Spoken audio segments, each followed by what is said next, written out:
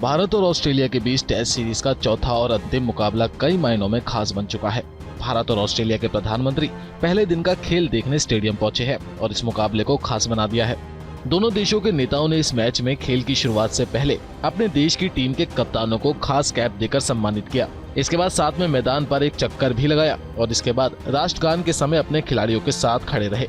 लेकिन अब ऐसे में सवाल उठता है कि आखिर क्यों भारत और ऑस्ट्रेलिया इतने करीब आने लगे हैं, क्योंकि आपको जानकर हैरानी होगी मगर इन दोनों देशों की दोस्ती की कहानी साल 2014 से लिखी जानी शुरू हुई थी, जब पीएम नरेंद्र मोदी ऑस्ट्रेलिया के दौरे पर गए थे। यह 3 दशक बाद पहला मौका था जब भारत के किसी राष्ट्र अध्यक्ष ने ऑस्ट्रेलिया का दौरा किया था। उनसे पहले 1986 में राजीव गांधी ऑस्ट्रेलिया गए थे। इस तरह 3 दशक तक भारत के किसी पीएम का ऑस्ट्रेलिया ना जाना बताता है कि कैसे दोनों देश एक दूसरे को कुछ खास तवज्जो नहीं देते थे।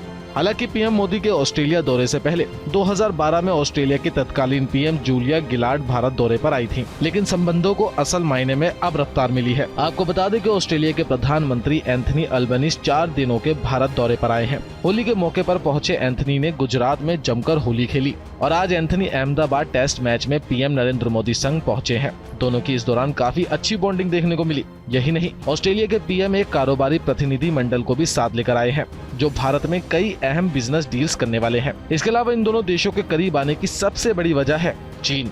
जी हाँ, क्योंकि ये दोनों देश जापान और अमेरिका के साथ क्वाड संगठन का भी हिस्सा है, जिसे हिंद प्रशांत महासागर में चीन अपने लिए चुनौती मानता है। पिछले कुछ सालों में ऑस्ट्रेलिया भारत के करीब आया है, तो वहीं चीन से उसकी दूरी भी बढ़ती जा रही है। इसके अलावा अगर बात करें चीन और ऑस्ट्रेलिया के बीच होने वाले कारोबार की, तो इसमें 2021 के मुकाबले 2022 में 3.9% की कमी देखी गई है। यही नहीं, ऑस्ट्रेलिया की ओर से चीन को किए जाने वाले निर्यात में भी 13.1% तक की कमी आई है। वहीं दूसरी तरफ भारत के साथ तेजी से ऑस्ट्रेलिया के रिश्ते मजबूत होते जा रहे हैं। 21वीं सदी के दूसरे दशक में शायद ही ऐसा कोई दूसरा देश होगा जिससे भारत के रिश्ते इतनी तेजी से मजबूत हुए हो। हालांकि अब ऑस्ट्रेलिया और भारत कारोबारी मामलों के अलावा रणनीतिक तौर पर भी अहम साथी बन गए हैं और दोनों के ही इंडो पैसिफिक रीजन में रणनीतिक हित भी शामिल है। एक तरफ चीन इस क्षेत्र में जापान, ऑस्ट्रेलिया जैसे देशों के लिए खतरा बना हुआ है, तो वहीं अमेरिका और भारत भी साथ आए हैं और 4 देशों का क्वाड संगठन चीन के लिए सबसे बड़ी चुनौती बनकर उभरा है। अब तो ऑस्ट्रेलिया और भारत के बीच इतनी करीबी है